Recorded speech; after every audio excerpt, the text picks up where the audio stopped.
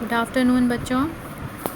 हमारा आज का टॉपिक है मानव में लिंग संलग्न जीनों की वंशागति।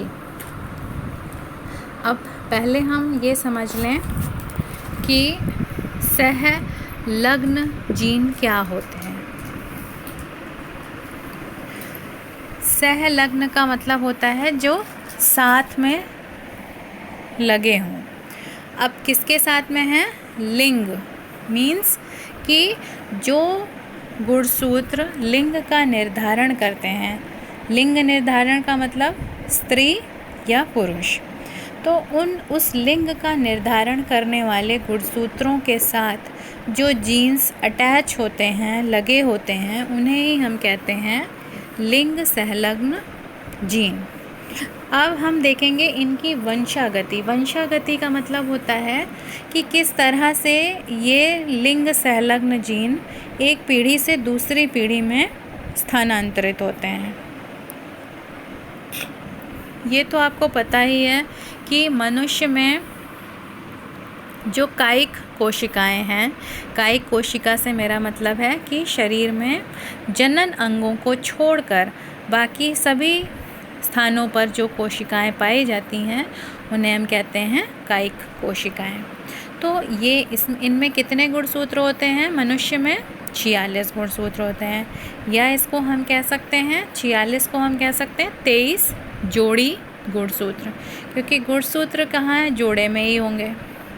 तो जिनमें से अब 23 जोड़े में से जो 22 जोड़ी होगा, 22 जोड़ी जो हैं उन्हें हम कायिक गुणसूत्र कहते हैं। और एक जोड़ी बचता है, यानी 23वां जो जोड़ी है वो लिंग गुणसूत्र कहलाता है। मीन्स वो एक जोड़ा जो गुणसूत्र का है वही लिंग का निर्धारण करता है। इसका मतलब ये हुआ कि स्त्री या पुरुष में उसको स्त्री या पुरुष बनाने वाले, उसका निर्धारण करने वाला गुणसूत्र एक जोड़ी ही होता है, और बाकी सारे जो 22 जोड़ी गुणसूत्र हैं वो सभी स्त्री और पुरुषों में समान होते हैं। ठीक है, अंतर कहाँ से आता है? जो 23वां जोड़ी गुणसूत्र है या एक जोड़ी शेष रह जाता है वो ही लिंग का निर्धारण करता है, उसी को हम लिंग गुणसूत्र कहते हैं। तो पुरुषों में जो गुणसूत्र का विन्यास है, विन्यास का मतलब हम किस तरह से उसको प्रेजेंट करते हैं। जो विन्यास है उसको हम कैसे लिखेंगे? 22 युग्म, युग्म का मतलब जोड़ा, 22 जोड़ी यानी कि बाकी के जो कायिक हैं प्लस XY। ठीक है, ये आपको याद रखना होगा कि जो नर में गुणसूत्र 23वां होता है वो X और Y रिप्रेजेंट करता है, इज इक्वल टू कितना हो गया? 23।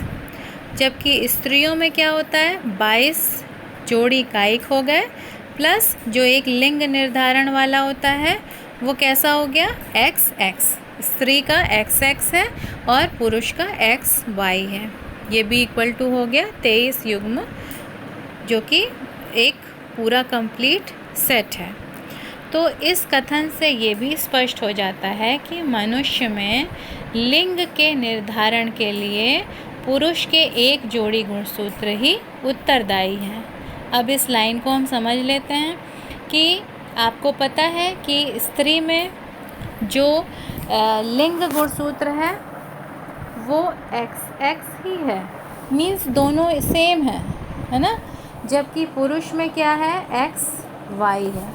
तो डिफरेंस कहाँ से आ रहा है? पुरुष वाले से। यानी कि अगर हम इसको करा कर देखते हैं, XX ये हो गया स्त्री, XY ये हो गया पुरुष। अब इनके बीच में हम संयोग कराते हैं तो हमें क्या मिलेगा? क्योंकि अभी ये तो इसका हमें युग्मक भी तो बनाना है, XX, और इसका युग्मक बनेगा XY। अब इस X का इससे, इस X का इससे, ये हमें देगा XX और ये हमें देगा XY।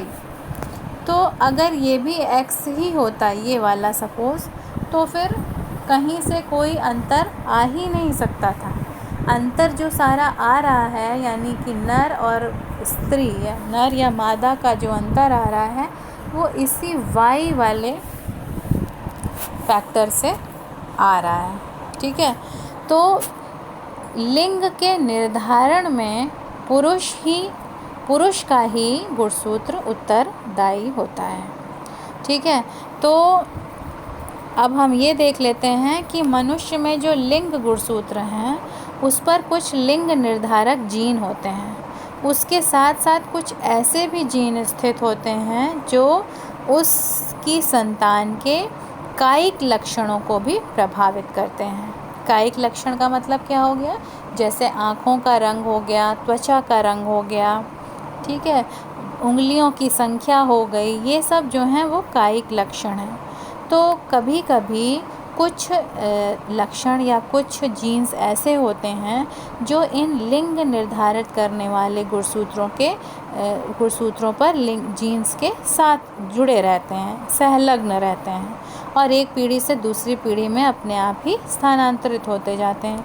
तो इन्हीं जीनों को हम कहते हैं लिंग संलग्न जीन, और जो लक्षण ये नियंत्रित करते हैं उन्हीं को हम कहते हैं लिंग संलग्नी लक्षण। अब हम देख लेते हैं इस तरह। वैसे तो मनुष्य अभी तक जितना भी अध्ययन हो चुका है मनुष्य पर, उसमें लगभग 120 लिंग संलग्न लक्षण खोजे जा चुके हैं। तो अभी हम थोड़ा सा जो हम लोग पढ़ेंगे जिन लक्षणों के विषय में, जो इम्पोर्टेंट लक्षण हैं या जो बहुत ही ज़्यादा अध्ययन जिस पर किया जा चुका है, वो 2 लक्षणों के विषय में हम पढ़ेंगे। एक होगा वर्णांधता और दूसरा होगा हीमोफीलिया। ठीक है, वर्णांधता का मतलब हो गया कुछ जीव ऐसे, मनुष्य ऐसे होते हैं जिनमें कि लाल और हरे रंग में वो अंतर नहीं कर पाते हैं। ठीक है, वो पहचान नहीं पाते लाल और हरे रंगों को। तो उसी रोग को या उसी बीमारी को हम कहते हैं वर्णांधता। और ये किसके द्वारा होती है? लिंग संलग्न गुणसूत्रों के कारण होती है। दूसरा हमारा होगा हीमोफीलिया। हीमोफीलिया में हम पढ़ेंगे कि किस तरह से कुछ मनुष्य ऐसे होते हैं जिनमें अगर कभी कहीं पर कट बॉडी में लग जाता है, कोई कहीं पर कट जाता है, तो उससे जो रक्त स्राव होता है, ब्लीडिंग होती है, वो इतनी ज़्यादा होती है कि वो व्यक्ति की मृत्यु का भी कारण बन सकती है। तो इस रोग को हम कहते हैं हीमोफीलिया। ऐसे लोग बहुत ही कम होते हैं। तो इन दोनों रोगों के विषय में हम पढ़ेंगे लिंग संलग्नता के अंतर्गत। अब हम लोग एक बार देख लेते हैं थोड़ा सा कि अलग अलग प्रकार के जो लिंग संलग्न लक्षण हैं उनके विषय में थोड़ा डिटेल में देख लेते हैं। पहला आपको पढ़ाया जाएगा डायएंड्रिक लिंग संलग्नी लक्षण। अब डायएंड्रिक का क्या मतलब है? इसमें जो है ये लक्षण जो हैं एक्स संलग्नी लक्षण भी कहलाते हैं, यानी कि जो एक्स गुणसूत्र पर पाए जाएंगे, इनके जीन्स कहाँ पर पाए जाएंगे? एक्स गुणसूत्र के असमजात भाग पर पाए जाएंगे और वाई गुणसूत्र पर इनका एलील नहीं पाया जाता है। तो चूंकि ये एक्स पर है तो आपको ये मालूम है कि एक्स जो है वो पुरुष में है एक्स और वाई एक है, एक एक्स है एक वाई है, और स्त्री में 2 एक्स हैं। तो इस तरह से अगर मान लीजिए कि किसी पुरुष ये जो एक्स गुणसूत्र पर पाए जाने वाले लक्षण हैं, तो वो हमेशा क्या होंगे? ये जीन्स पिता से पुत्री में जाएंगे और फिर पुत्री से उसके पुत्र में, क्योंकि वो जो एक्स आ रहा है, जो मैंने आपको अभी ये बताया, ये एक्स वाई, अगर सपोज़ करिए कि इस पर वो जीन है सहलग्न वाला, ठीक, तो ये जब इससे संयोग होगा तो ये पुत्री का जन्म होगा यहाँ पर, और इस पुत्री में यहाँ पर जो लक्षण था वो यहाँ पर भी आएगा। तो इस तरह से पिता से कहाँ आया? पुत्री में। अब जब इसके द्वारा फिर से, जब चूँकि मान लीजिए इस एक्स पर वो लक्षण था, ठीक है, तो अब ये क्या होगा? जब ये इस एक्स से इस वाई का संयोग होगा तो फिर से ये लक्षण आ गया पुत्र में, इसी पुत्री से अब ये पुत्री चूँकि अब ये माता हो गई है, तो अब यही माता से जो पुत्र उत्पन्न होगा उसमें फिर से वो लक्षण चला आया। तो इसी को हम क्या कहते हैं? एक्स सहलग्नता की वंशागति हो रही है ना। पहले पिता में था, पिता से पुत्री में आया, फिर पुत्री से उसके पुत्र में आया। क्यों? क्योंकि ये एक्स गुणसूत्र पर के जीन्स पर के साथ जुड़ा हुआ था। ठीक है, अब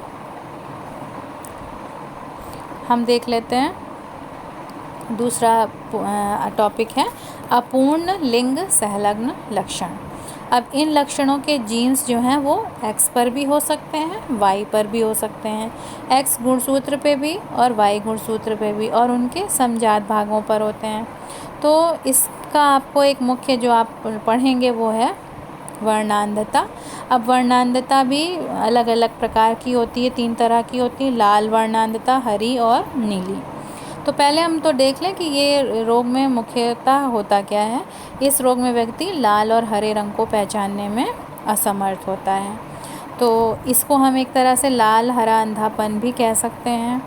और इसका जो जीन्स थे, ये इसके अप्रभावी जीन की खोज की। ये अप्रभावी जीन एक्स गुणसूत्र पर स्थित होते हैं और वाई पर नहीं पाए जाते हैं।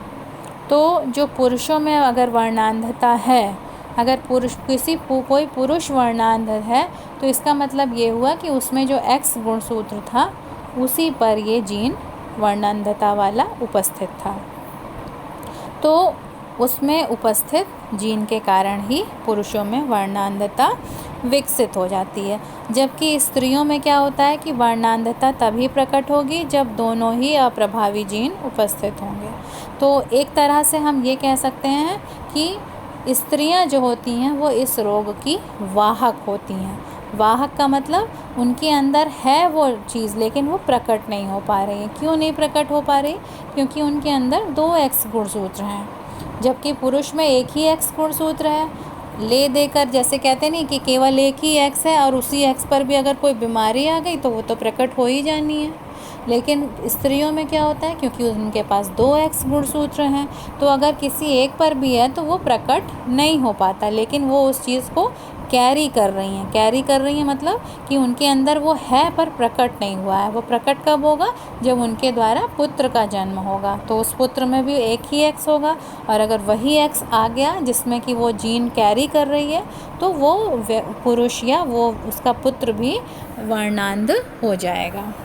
इसको अभी मैं आपको बना कर दिखाऊंगी कि किस तरह से एक्स वाई द्वारा होता है। अभी आप इसको केवल ऐसे समझो कि वर्णांधता का जो जीन है वो एक्स गुणसूत्र पर ही स्थित होता है। ठीक है, और ऐसे व्यक्तियों को क्या किया जाता है, इनको ये कभी भी ड्राइवर नहीं हो सकते हैं, है ना, रेलवे ड्राइवर नहीं हो सकते, क्योंकि वहाँ पर रेड और ग्रीन ही निशान जो है सिग्नल्स होते हैं, और जब उन्हें वो सिग्नल ही नहीं समझ में आएगा तो ऐसे व्यक्तियों को, वर्णांध व्यक्तियों को ड्राइवर नहीं रखा जा सकता। वैसे भी कॉमन भी ड्राइवर होगा रोड पर भी, तो वो भी क्योंकि सिग्नल्स रेड ग्रीन आपको नहीं समझ में आएंगे जब, तो आप ड्राइव नहीं कर सकते।